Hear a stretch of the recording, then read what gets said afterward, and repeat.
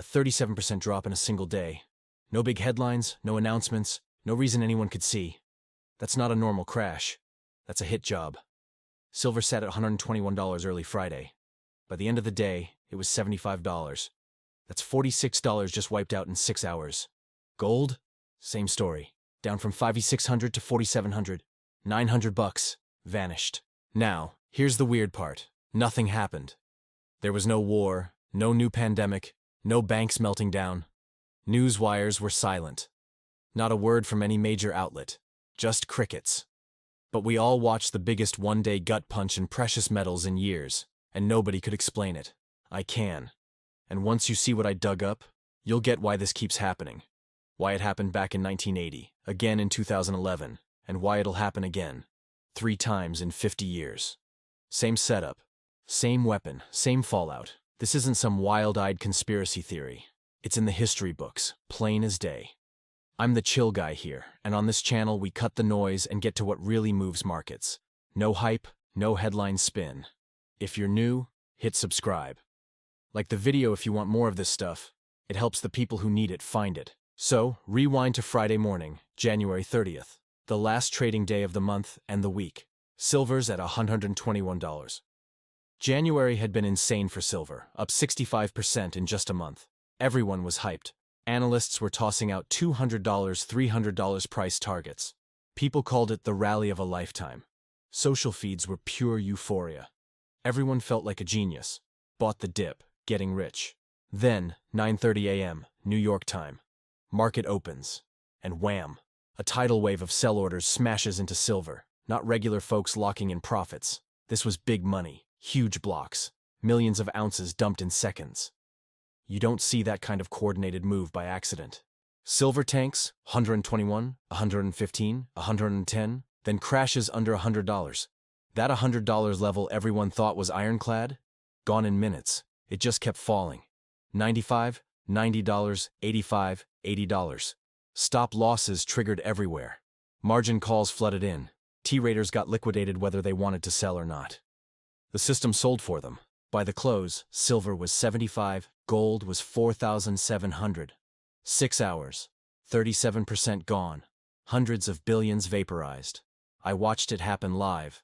People's fortunes vanished. Years of gains, gone in a few hours. And everyone's asking, what the hell just happened? What changed?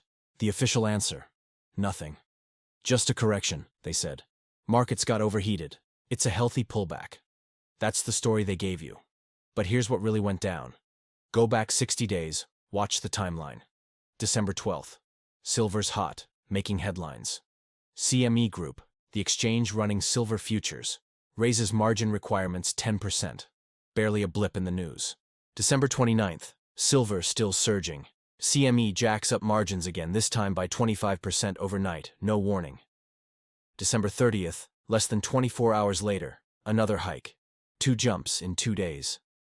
That almost never happens. January 28th, 3 days before the crash, they do it again. This time they switch the whole system, from flat dollar margins to percentage-based. 9% goes to 11%. Riskier accounts? They jump to 12.1%. 4 hikes in 6 weeks. In total, margins up about 80%. Here's what that means for traders. Margin is the cash you have to keep in your account to hold a futures position. It's your collateral. When you buy silver futures, you don't pay the full price up front. You pay a chunk. That's leverage. But when the exchange hikes margin requirements, every trader suddenly has to cough up a lot more cash. Not next week. Right now, today. If you can't wire over that extra money, your position gets liquidated. No discussion, no appeal. You're out. And when thousands of traders all get forced out at the exact same time, the price doesn't slip. It falls off a cliff. It crashes 37% in a single day. That's not the market just figuring out what silver's worth. That's not a bubble popping on its own. And it's definitely not people cashing out profits. This is the CME pulling the trigger. And here's what should really get your attention. They've done this before. Back in 1980, silver shot up from $6 to $50 in just a few months. That's an 800% jump. Regular people were making life-changing money. The system started to buckle. So what did the CME do? They dropped Silver Rule 7 out of nowhere. basically banning leveraged buying overnight. You wanted silver? Fine. Pay 100% cash, no margin allowed. And right then, the Fed chair jacked interest rates from 11% to 20% in one move. Silver collapsed from $50 to $10, 80% gone, just like that. Fast forward to 2011. Silver climbs from $8 to $50, up 600%. Retail investors everywhere were piling in. The big banks holding short positions started sweating bullets. So, what happened? The CME hiked margin requirements 5 times in 9 days. 5 times. That's an 84% increase. Silver crashed from $50 to $26, wiping out half the move in a matter of weeks. 13 years later, it still hadn't recovered. Now, here we are in 2026. Silver rockets from $26 to $121, the biggest rally anyone's ever seen. And what does the CME do? They hike margins 4 times in 6 weeks. The result? Silver tanks 37% in a day. Even faster destruction than before.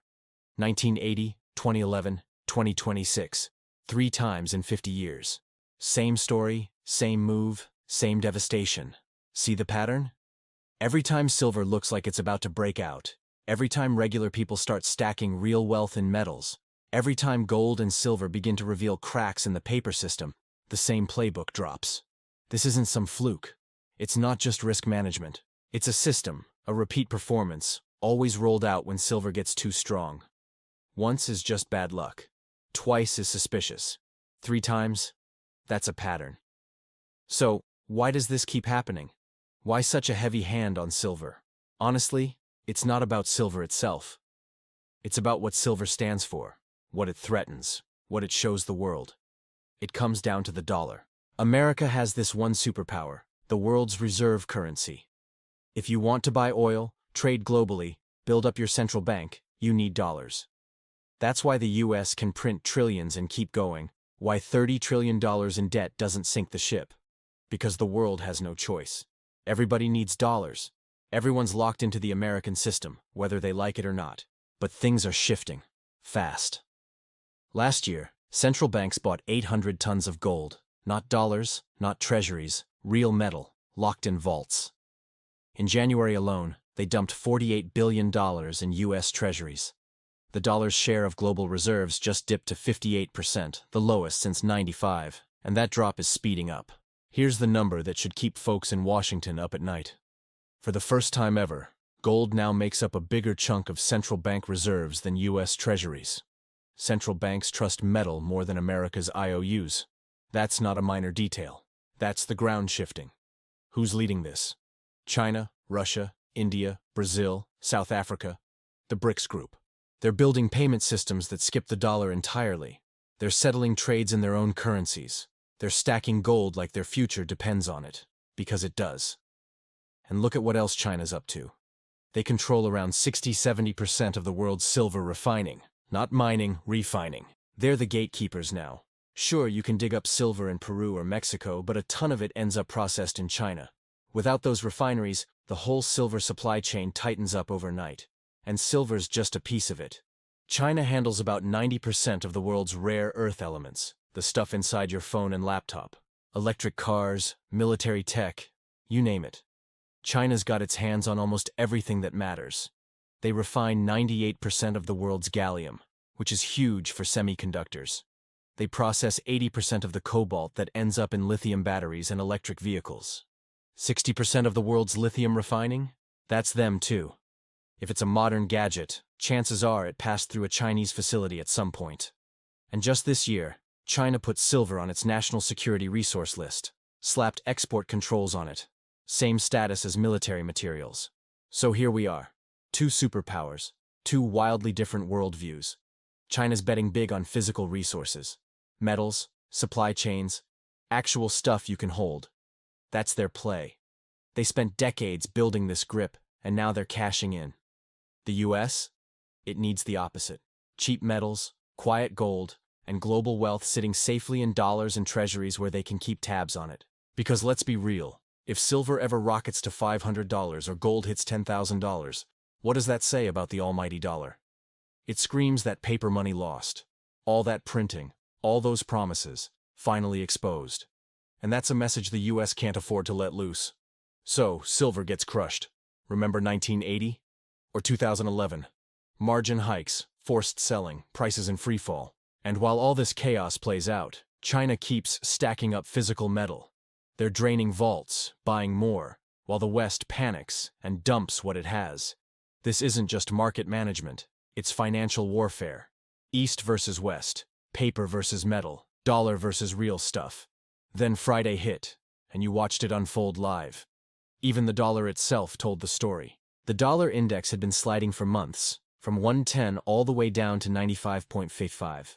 A 4-year low, the weakest since 2022. Normally, when the dollar drops, gold and silver shoot up.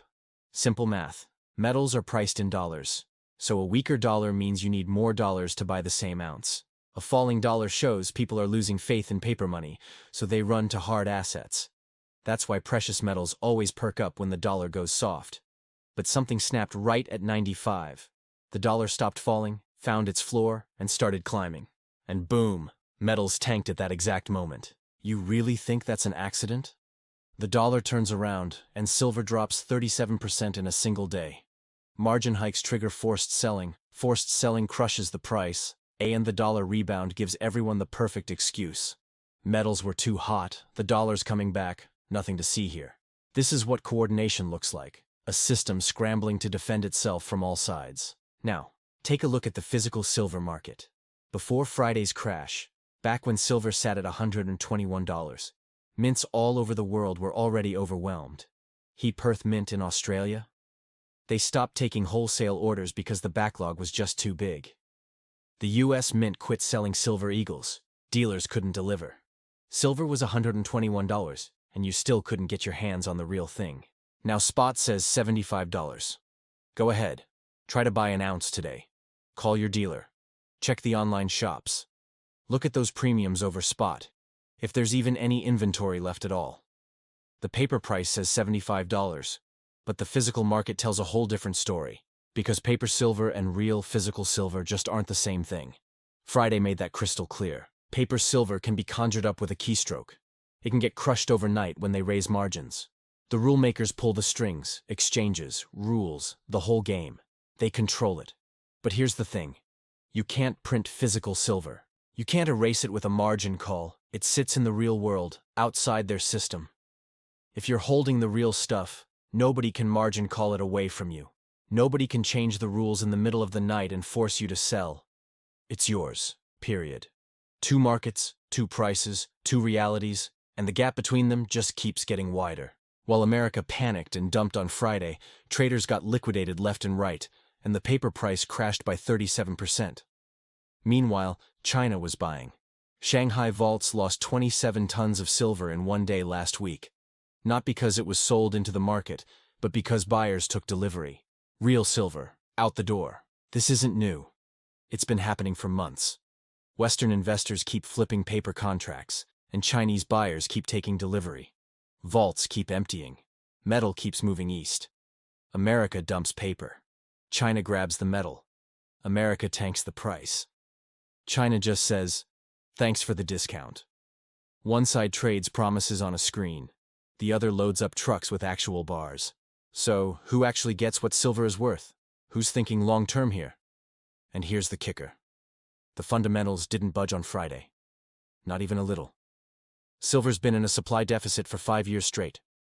Since 2021, every year, the world's used up more silver than it's mined. The shortfall now tops 800 million ounces, almost a full year of global production just gone. Meanwhile, industrial demand keeps climbing. Solar panels, electric vehicles, electronics, AI data centers, military gear, they all need silver. Demand keeps rising, supply can't keep up. No major new finds for years. Ore grades keep dropping. Even if someone stumbles on a new deposit today, it takes a decade to bring a new mine online. Costs are up. It's just getting harder and pricier to pull silver out of the ground. Demand up, supply stuck, deficit growing. None of that changed because of a single crash. What did change? Just the paper price, a number on a screen, whipped around by futures contracts and margin calls. They can manipulate paper prices. They can't fake physical supply and demand. After the crash in 1980, silver bounced back. After 2011, same story. New highs both times. Sure, they can push the price down for a while and they've got plenty of tricks, but it never lasts forever. Sooner or later, the physical reality wins out. That's how markets work. You just can't fake supply and demand forever. The only thing nobody knows is when. Not me, not anyone. But here's what I do know. CME hiked margins 4 times in 6 weeks, and silver tanked 37% by the end of it. That exact pattern happened twice in the last 50 years, and both times silver eventually came roaring back. Meanwhile, China controls a massive chunk of the world's refining and just put export controls in place. America smashed the paper price. Central banks are dumping treasuries and buying gold faster than they have in decades. The physical market was already stretched thin before Friday. Now it's even worse. The gap between paper price and real silver is wider than I've ever seen. Is $75 the bottom? Could silver drop to $50? Sure. Could it rebound to $100 next month? That's possible too. Nobody knows, and anyone insisting they do is either lying or selling you something. But here's what gets under my skin. If silver doesn't matter, why do they keep pulling these same moves? Why run the same playbook 3 times in 50 years? Why hike margins right before a crash? Why does CME care so much about this one metal? They'll tell you it's about risk management. They'll say it's about stability. They say they're protecting traders. But just look at what happened on Friday. Traders got crushed, billions lost, accounts wiped out, years of gains gone in a few hours. Who were they really protecting? It sure wasn't the traders. They were looking out for something bigger. The dollar, the financial system itself, the whole story that paper money actually works.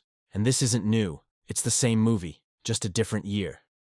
3 times in 50 years, whenever silver starts to break loose, they slam it back down. If silver could actually trade free, you'd see what it threatens and what they're afraid of. In 1980, they said they were stopping manipulation. In 2011, they claimed margin hikes would bring stability.